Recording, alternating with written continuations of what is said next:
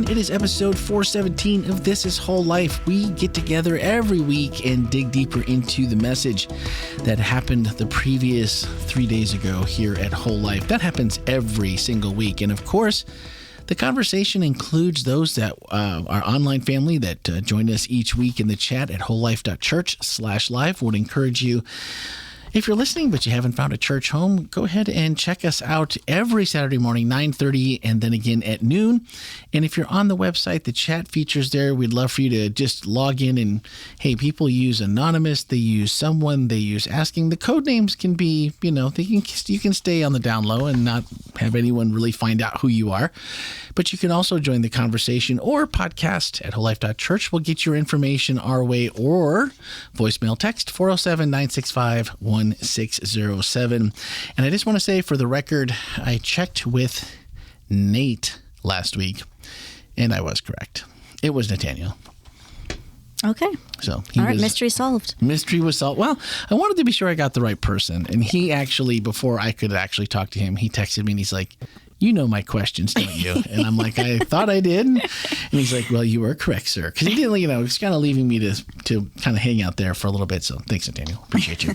And I think because the voicemail got screwed up, and I have no idea this is the first time it's ever done it, but Carolina Dave sent us an email.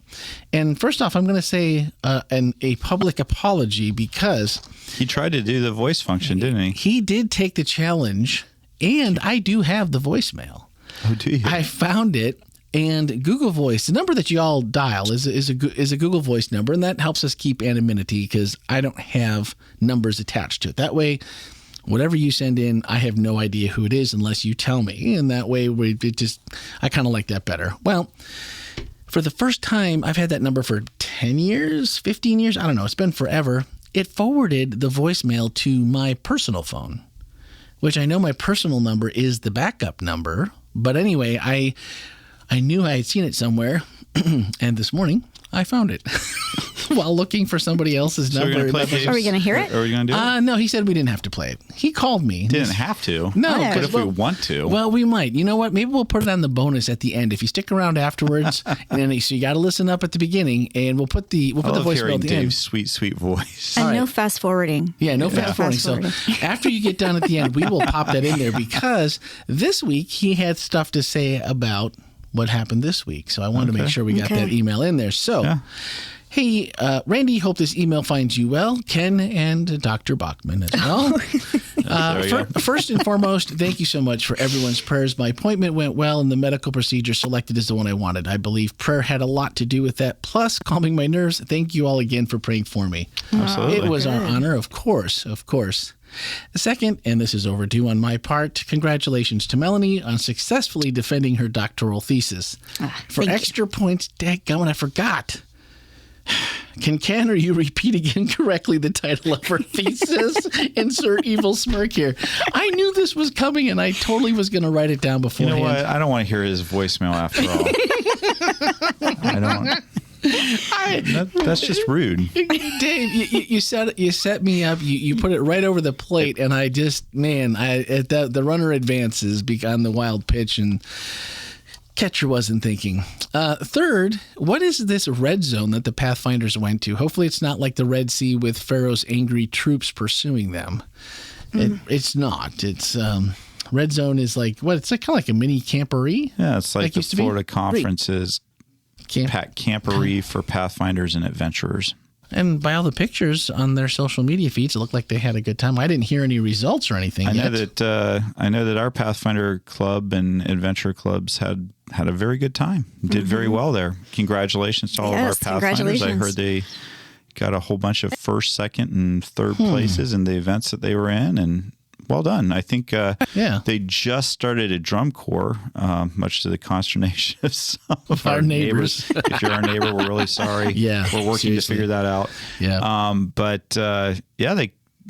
If you're one of the neighbors that was, living with that, you're what you went through paid off, because they got second place and this is their first year doing it. So good for them. And coincidentally, just if it calms your fears or your anger a little bit, we can hear it in this building too. I know that it was thought that maybe we were insulated from such obstruction of noise, and I have an interior wall, a hallway, and 2 doors closed away from it. And I don't know if this is really making our case right.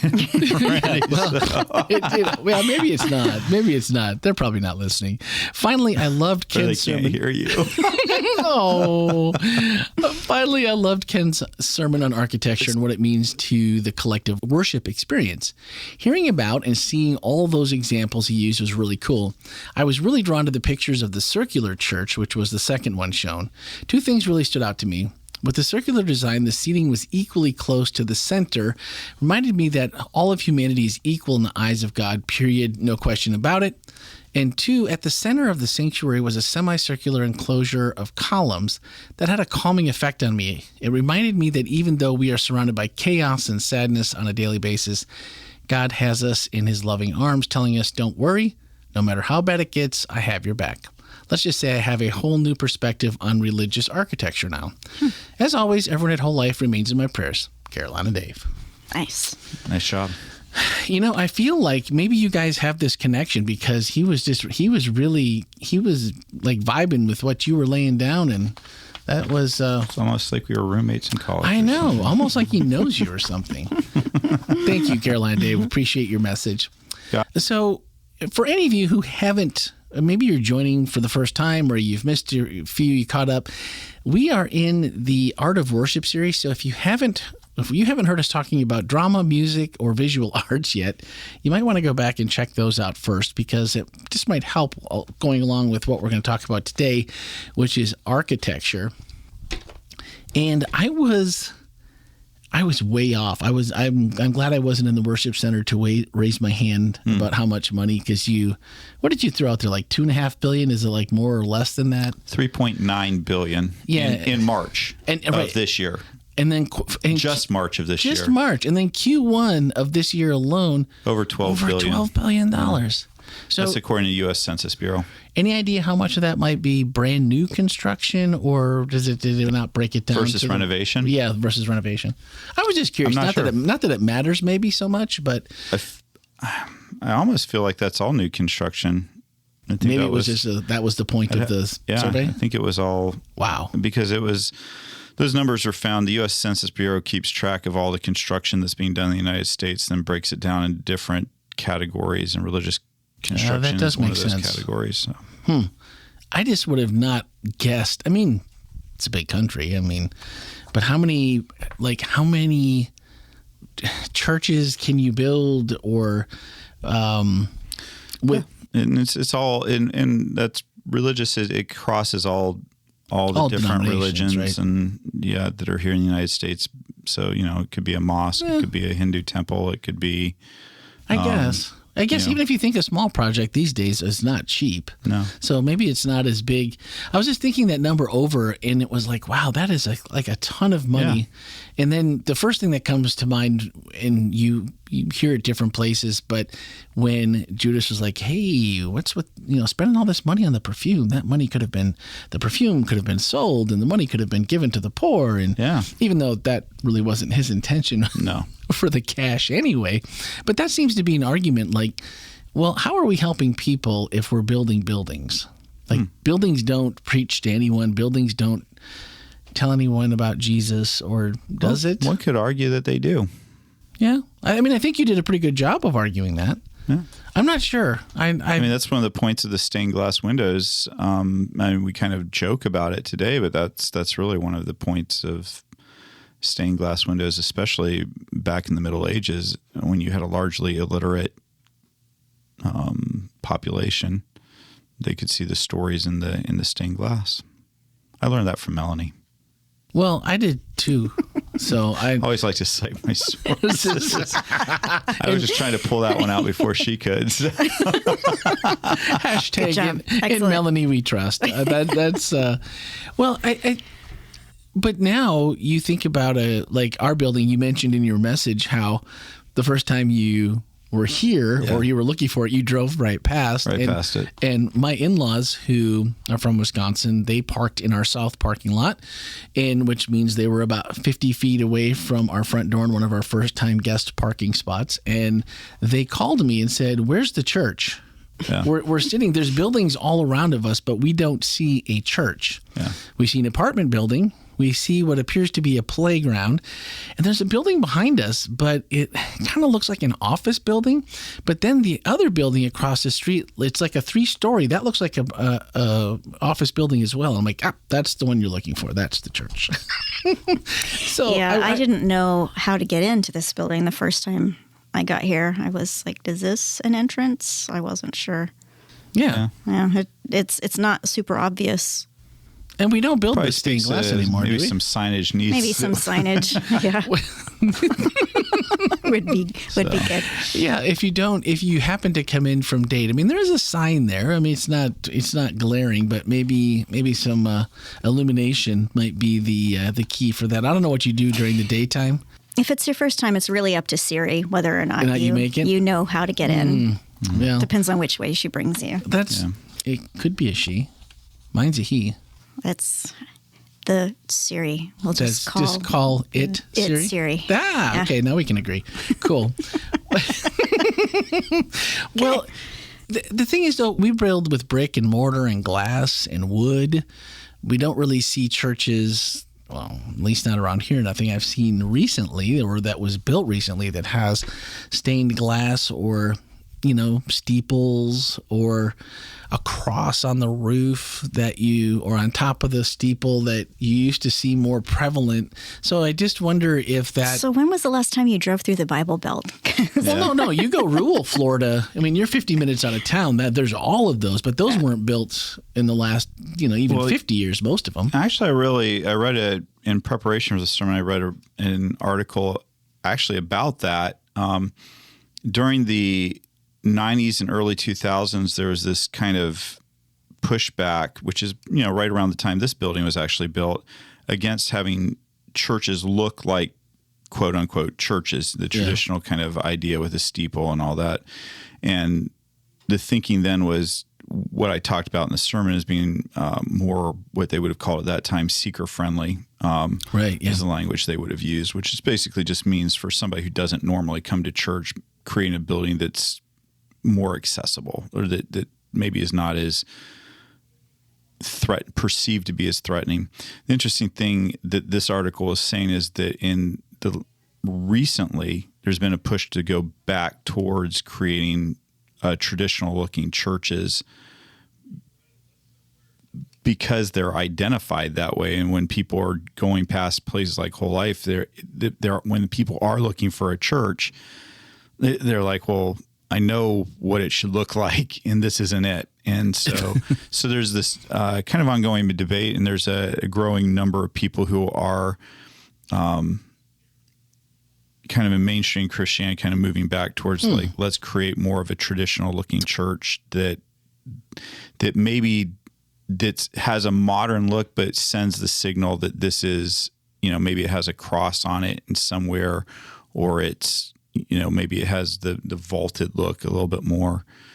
But those are anyway, it was an interesting article that was kind of debating that, and then sharing people who are, now that I think it was an article in the Tampa Bay, one of the Tampa Bay newspapers.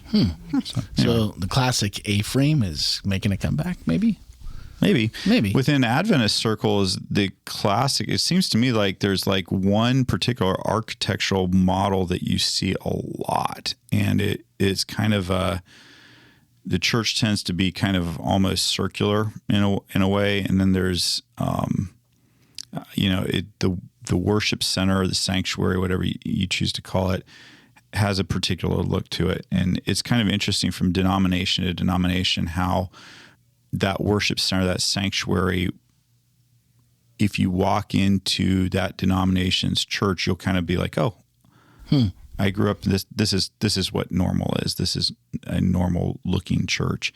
And that's not to say there isn't variety within the Seventh-day Adventist Church, because there obviously is, but there does seem to be one particular layout plan that really resonates across the the denomination. Well, it saves money on architect fees. There you go. Is that what it is? It works well here. It probably works well across the street, too. Why not? Well, it was weird. When we moved here to Florida from Wisconsin, Green Bay Church is a classic design, just like Forest Lake. It is the classic A-frame.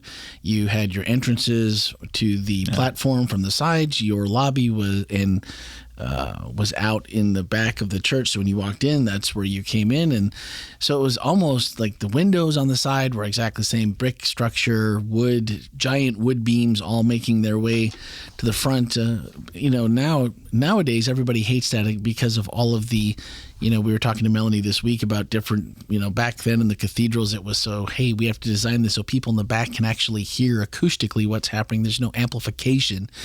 And then you walk into a church with like this A-frame style and you go, oh no, we have amplification. What are we gonna do with this? So I think there's pros and cons to each of those.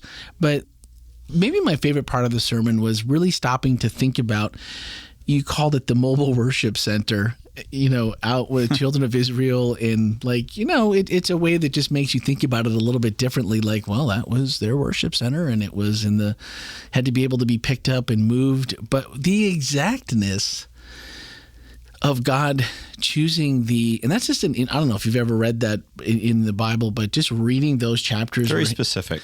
So specific that the first time you can breeze over it and go, that is like, this guy's a nitpicker. Like, everything has to be. But then if you really stop and think about God as the creator giving those instructions, it's like, look, this when I create things, I want them to meet exacting needs or purposes, or the thought process that goes into it is more than just a fleeting, I think, what do you think? 2x4 over here? Maybe we should go 2x6. He's really thought this all out, and it makes you think, then, does God really care? Like, if this is a magnificent, like one of the churches that you had on screen that are just like these magnificent work of art, or just a modern day 1992 worship center that's kind of in the clamshell shape, and but kind of, if you listen to the opening video with Jose, well, he's like, it's not all that different. It just, than those old buildings, it still serves the same purpose. Some of the dimensions are kind of the same. And then it kind of got the chat was interesting, even more unto itself this week than maybe normal, because people were letting that idea of, well, what happens inside the building, right? Then, like, that's where we're going with this, right? Like, they were trying to guess where Ken was going with the message. Always hard thing to do. Well, but the idea of, like, I've had people come from the Midwest, the friends, and they come and go, man, I really love your church, enjoy church. It just felt weird because it didn't feel like church in a traditional physical room sense. So while I feel like there's definite places where, like the examples you were giving, like, all right, let's turn all the lights red. And it's like, ooh, that's kind of creepy. And people are like, how does that make you feel? People chat like, well, I feel kind of creepy. And I'm at home. My favorite was the reaction when we turned the lights all the way up. Yeah. I did not expect the reaction we got. But maybe I should have. I don't know. And Ken's like, you're glowing. No, that was the blue one. Oh, the blue one, was right. The blue That's one. right. When we turned all the lights all the way up, somebody's like, what was it? It was like, oh no, that's too much. Too much. I was trying to just stay back in the corner here, Ken. No, and now, thanks to our lighting project upgrade last year, you can't hide in there now. If you turn the lights all the way up, it definitely illuminates it. It illuminates your soul. Those things are really bright. They are bright. You can actually see people's thoughts. It's so bright. Yeah. Uh-oh. All right, so that now next week, if you come in person, you might want to be back 15 or 20 rows, because when Ken turns the lights on, now you know what he's doing. Yes, we turn them on very strategically. Yeah, for sure. So the other part I was thinking about that really, when you mentioned it, I hadn't considered this in the conversation at all, was the home church. So what does the home church have to offer versus a structure that was intentionally thought out by an architect, an interior designer, someone who has expertise in this? to say we want people to feel a certain way. And then when, then you add the lighting and you add, how Melanie and the team prepares for worship and you add all that together. And can a home church compete with any of that? What did they have to offer a worship experience? I don't think it's about competing. I think it's about functionality. I think it's about, being practical. And it depends on what you're trying to do in the space. I think that a home church can be very intimate. Mm-hmm. It can be a place where people can develop close relationships versus, a larger space. But I think ultimately is what are you trying to, in the New Testament, there were a lot of home churches, but the reason for that was because there wasn't any kind of infrastructure. And as, Ken kind of alluded to this in his sermon, as, more resources became available, as more people joined the church, eventually they started, gathering around a nucleus of a building. And so I think practicality is part of it. Yeah, I think that first, I think home churches have a lot to offer. I think that there's a lot of really positive things about home churches. To Melanie's point, I think that there's a higher degree of accountability in a positive way with those. When you have a home church and there's 20 to 30 people meeting there, when somebody's not there, when somebody, and generally, when they're sick, you kind of, people know because there's 30 people, you're involved in their life, what's going on. They don't have to do small communities.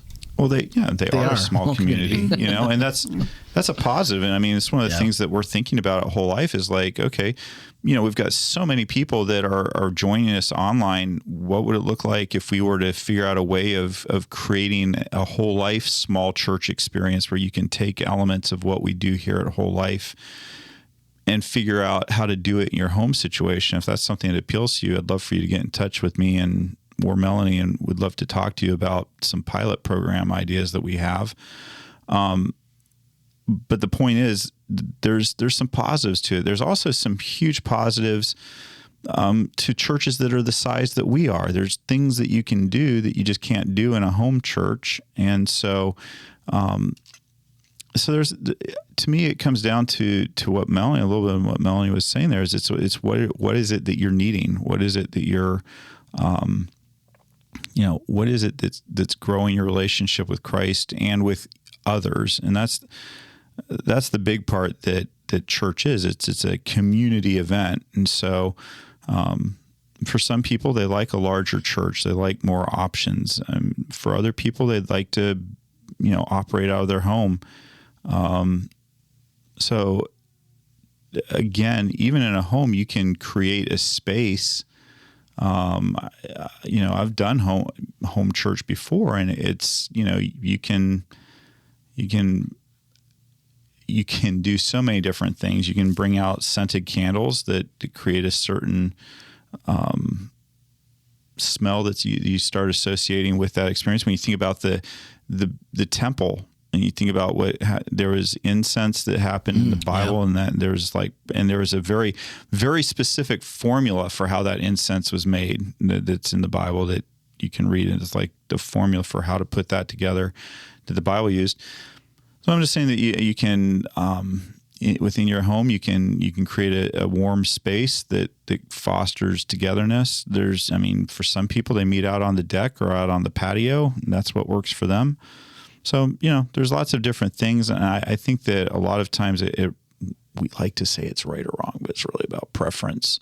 And it's about what I want and what I feel like is best for me and my family. Well, and you can also gather around food. That's one thing that the New Testament churches did a lot. The agape feast idea, where you gather around and you make sure that everyone has something to eat, and you just kind of you remember Jesus and his disciples gathering that way. Yeah, I think we tend to think about the agape feast as, this like little light dinner or whatever that, or just communion, it's a little wafer and some grape juice.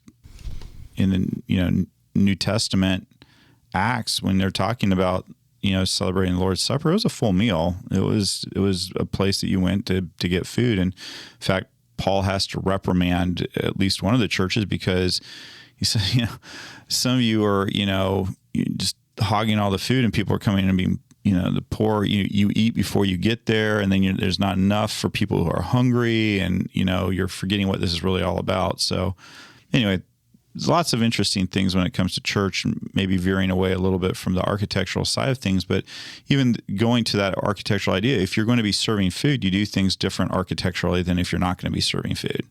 Yeah. There are churches that you very well know that you best not be bringing food into the worship center. That's a big no-no.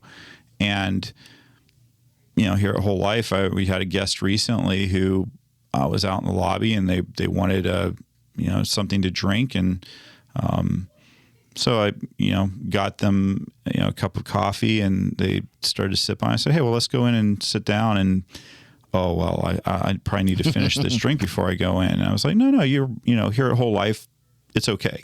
Yeah. And they're like, are you sure? Because I don't want somebody to be mad at me, because they've been to a lot of churches where people get mad if you take even water. Some places even like water in there, and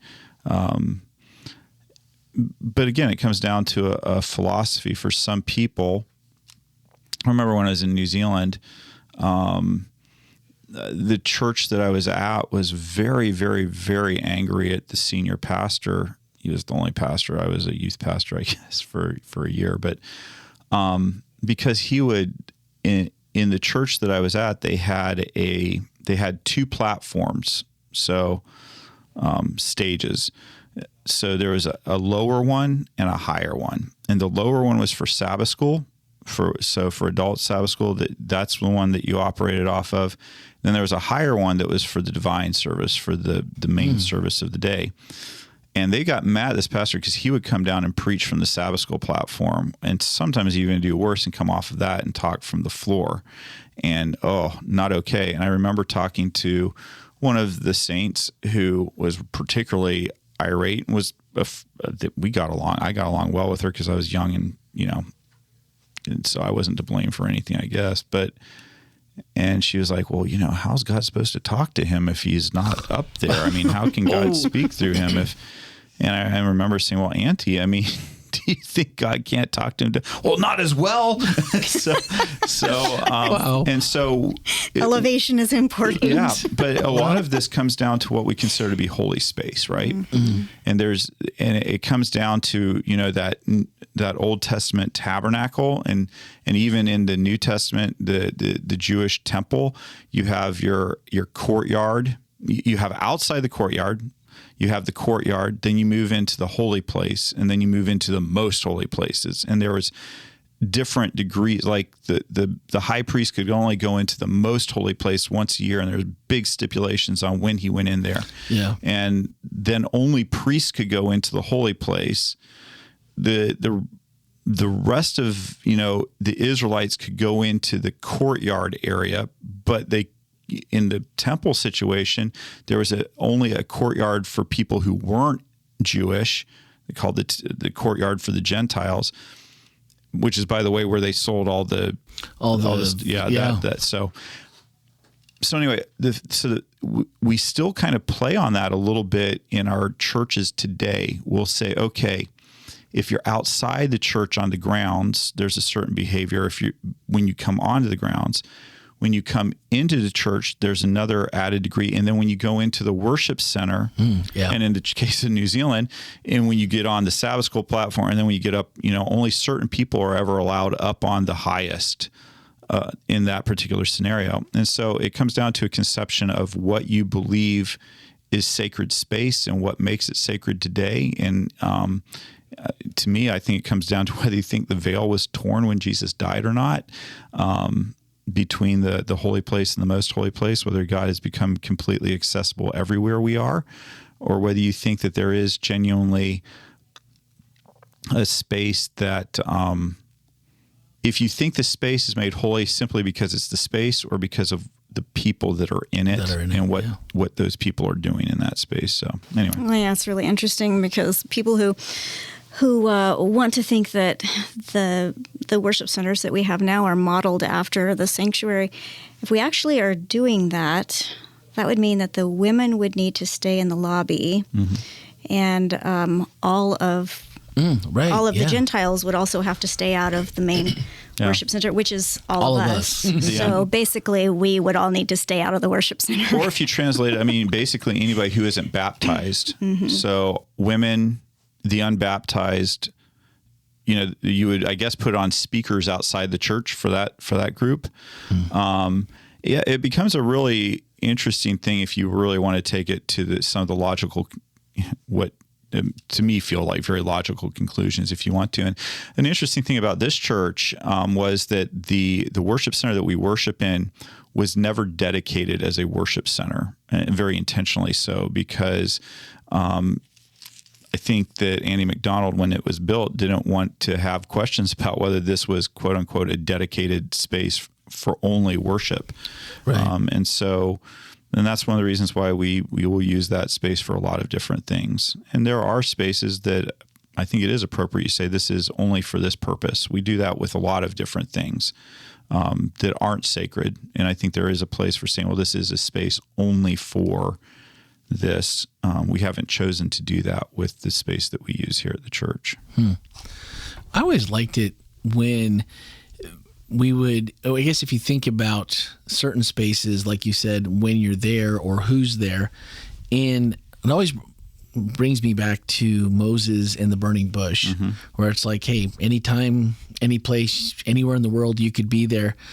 And then God says, take off your shoes, you're on holy ground. And when we used to do prayer rooms, we would, in that space, we would dedicate that space for the time frame it would be open, whether that was at Advent Health or God Encounters at a church like Chattanooga, at Southern.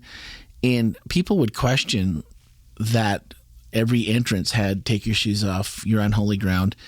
And the questions were as wide-ranging as, well, isn't this all holy ground all the time because it's church, or because it's the building, or it's next to the sanctuary, or in some cases it was in the chapel, so like at the hospital, and isn't this, so I guess it really comes down to maybe as far-reaching as people's views on architecture are.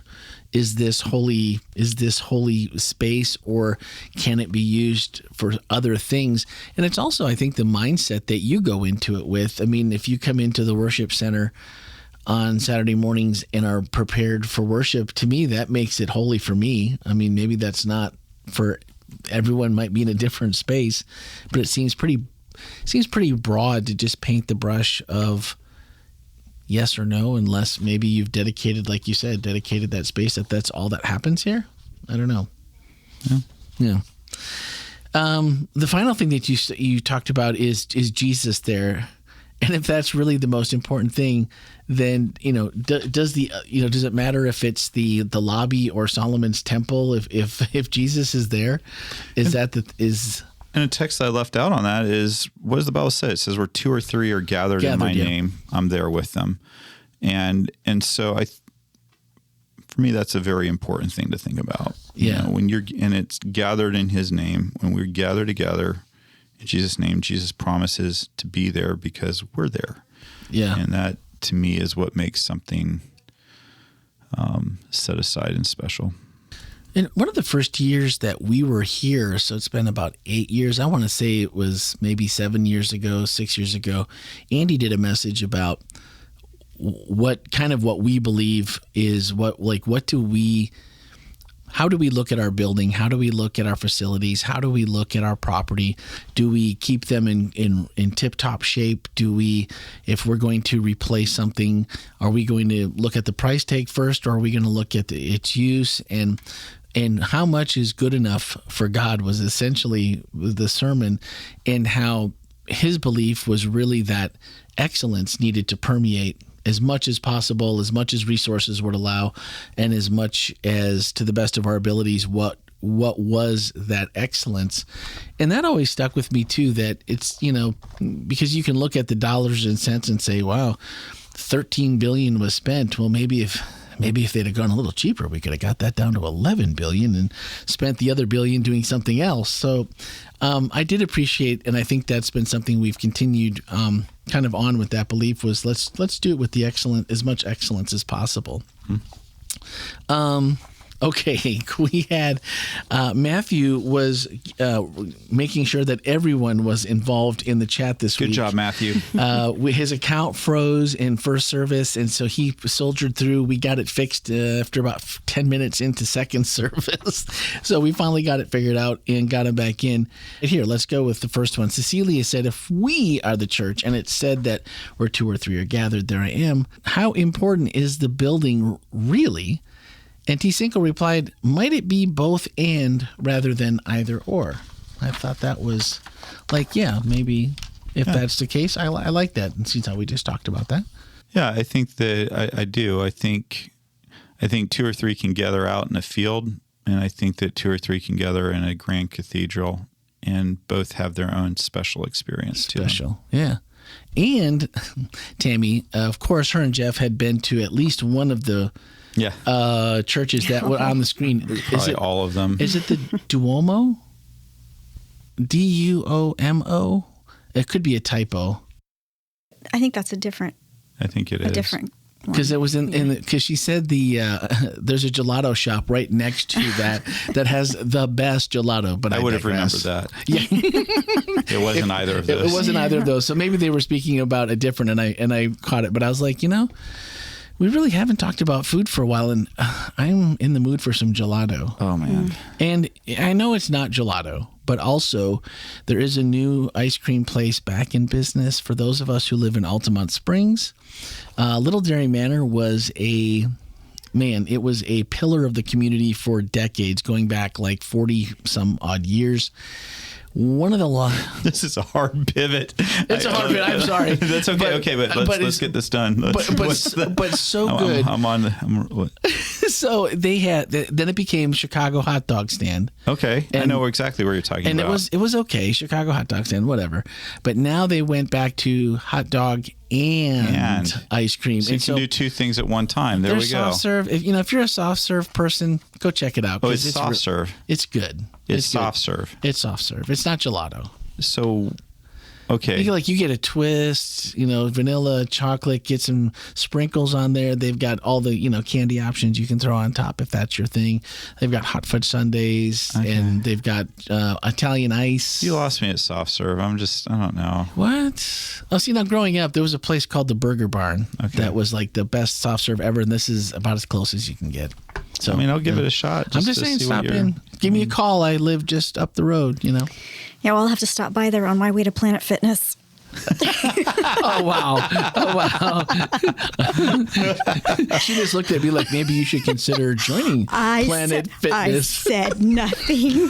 Randy putting words in my mouth. I don't know. I saw the look, Randy. And on my face. I'm just saying. I'm not saying you're wrong. Okay, I'm just saying. Trying to get out of it because nobody can see her, but they're witnesses. Anonymous said, big, bold, and magnificent, and more intimate to interact with each other. And God was the question someone replied with. And they're like, yes, absolutely. So, here's someone who is looking at the same thing thinking someone else might say, ooh, big, cold, too big, and going, no, I feel that I can find that same intimacy. Yeah. Chad said, if you read the story in Exodus where God comes down on Mount Sinai to talk to the Israelites, there was smoke, lightning, and earth-shaking noise God was sending, and I think it was a typo, meant speaking to his people using audio, video, and lighting. That's right. Good job. Very visual. Good job, Chad. I like it. That one, that was perfect. That was good. So, reverence, respect, what is the message of expansive worship places like these that you showed? And Aaron said, I imagine the intent was to inspire awe. And she also said, Pi says it's like a dreary prison. So, see, we were really something different for everyone. It's so interesting, though, how the same space will make people feel different ways. And it's the same thing. I mean, just going back to pretty much any art form, I can show 10 people the same piece of art. Yep. Same, have them listen to a song. A certain number of them are going to love it. A certain number of them are going to be indifferent to it. And a certain number of people are going to just absolutely hate it. And it's no good. I don't like it. And the people who love it will never understand how the people who hate it could hate it. The people who hate it can never understand how the people who love it other ones, be indifferent to it. And so it's the same thing with architecture. The people, there's what draws us and there's what repels us. And, but there are some constants that you can that I think it'd be an interesting thing, and I don't have it, but I think you could really probably take people's personalities and be able to pair them with the buildings that they like and the ones they don't like. And I think that more social people are going to like a certain type of building. People who are more introverted are going to like a different kind of building and a different way of doing that. And so anyway, it's a fascinating topic, and looking into it this last week was, going into this series, I knew I was going to have to stretch myself and do a lot of research because I don't know a ton about these things. They haven't been like overly interesting to me. I mean, it's like I walk into a building and go, that's nice. You know what I love about going to some of these old cathedrals is imagining what has happened in those spaces. When Tim was working in Puerto Rico, we went and visited a couple of cathedrals. One was built in the 1600s, so I think it's one of the very oldest. Yeah, would be. I mean, oldest, not counting Europe.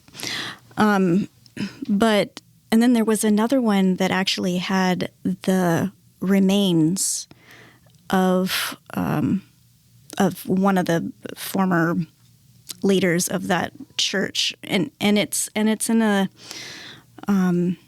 in a glass case actually, so you can see the remains. But just the idea of people coming in and looking at all of the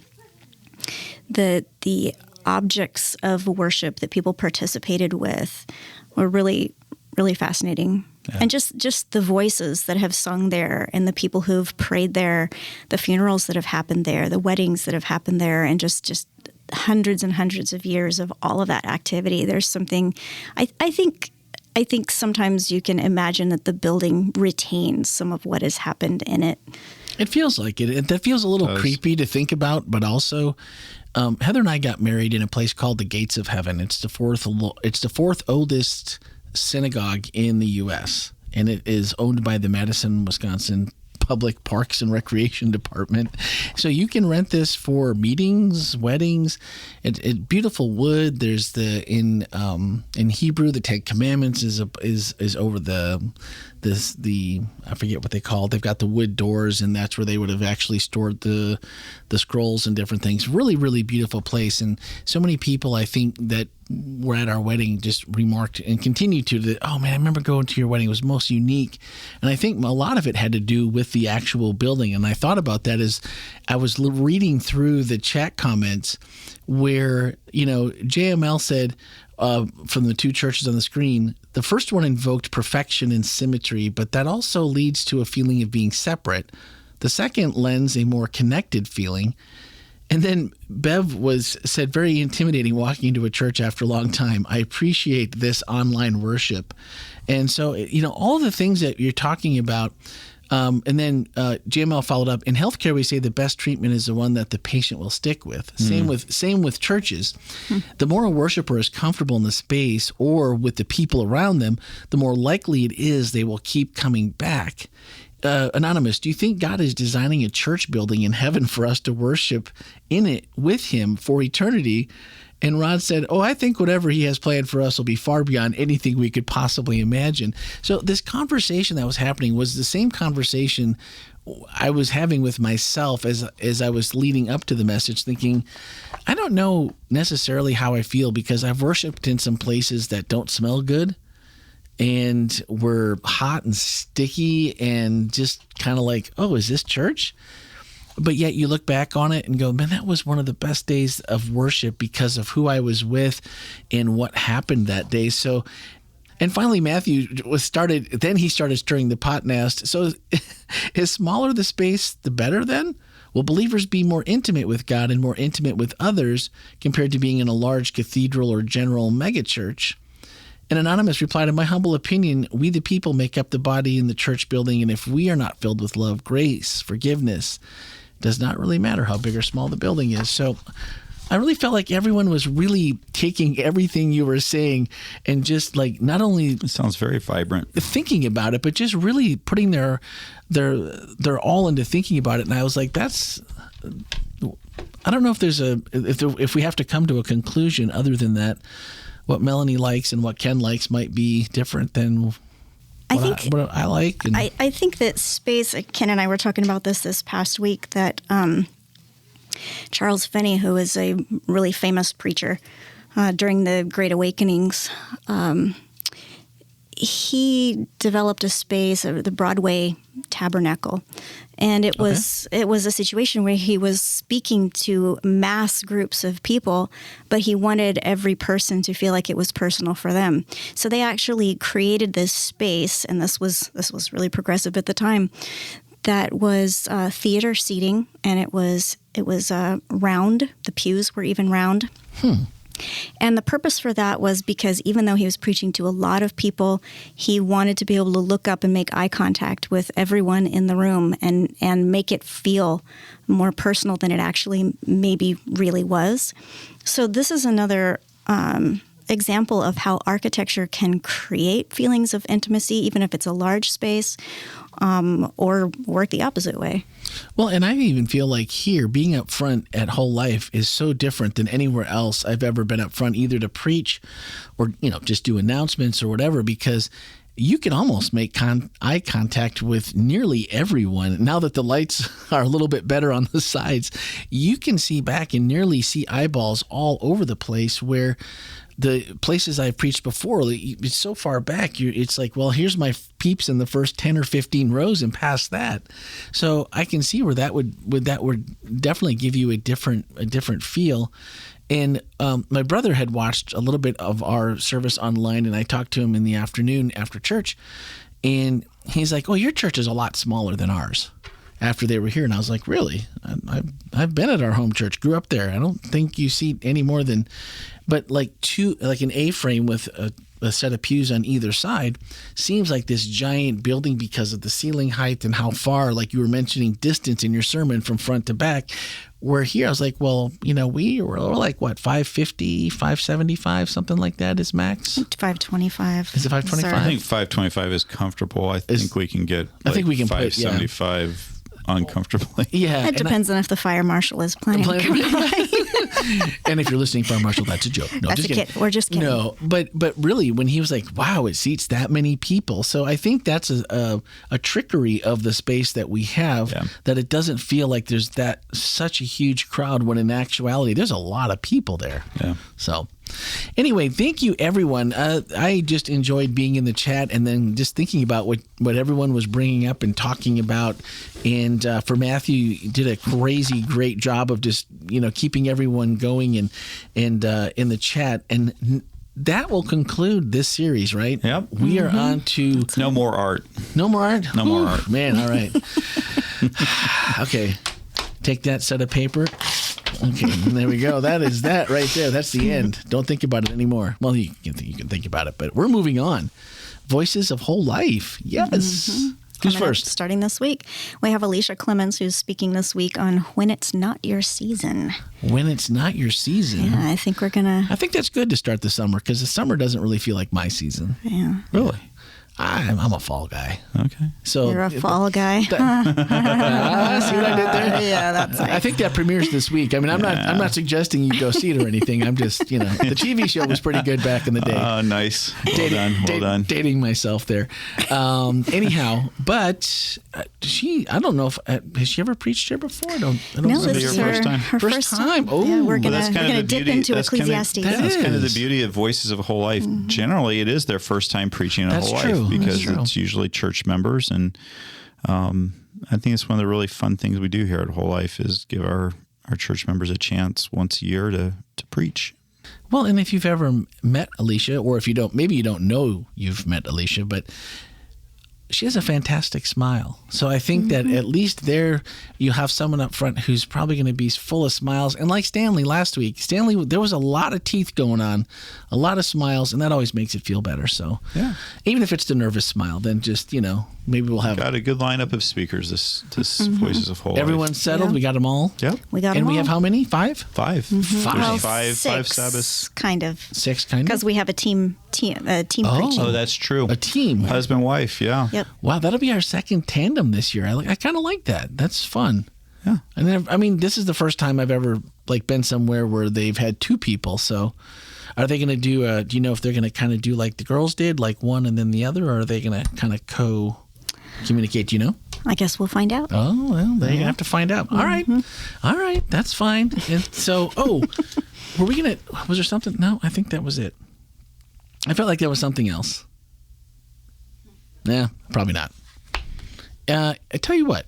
Swipe up in today's show notes, and if there's something else, it'll be something I remember as I'm editing later tonight. Wait, Oh, I think we were going to hear Carolina Dave's so tune in. voicemail. Yeah, tune in right now, and we'll even put that in before the rest of the music. We'll go that we'll put his voicemail in.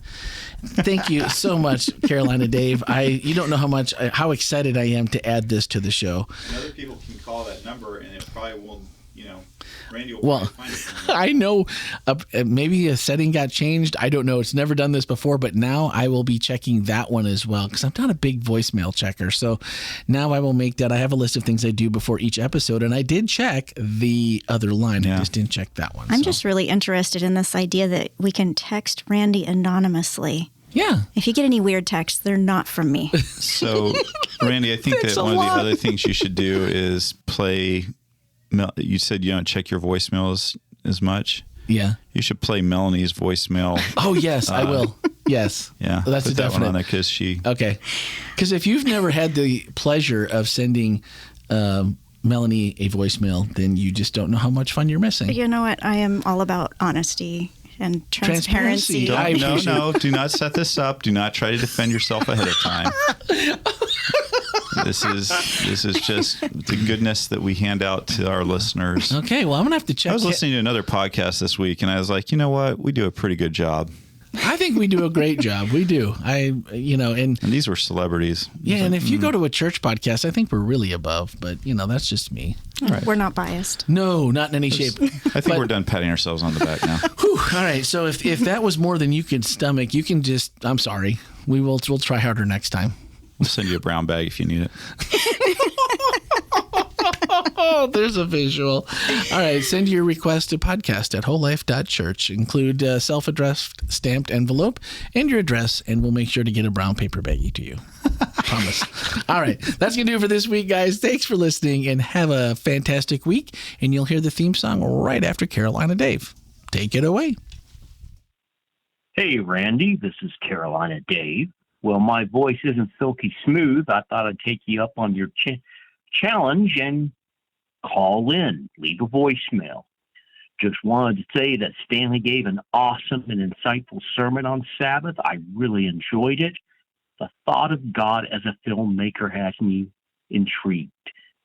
In fact, I was wondering if I could get Stanley's insight on the following verse. It's taken from Revelation chapter 6, verse 8. I'm reading from the King James Version because really this verse, for me, I just enjoy hearing it from the King James Version. And I looked, and behold, a pale horse, and his name that sat on him was Death, and hell followed with him. And power was given unto them over the fourth part of the earth, to kill with sword, and with hunger, and with death, and with the beasts of the earth. So, here's my question. As a filmmaker, could Stanley describe how he would film that verse? Just curiosity on my part. As always, I'm keeping all of the Whole Life family in my prayers. Hope everyone enjoys the rest of their week. Carolina Day, out.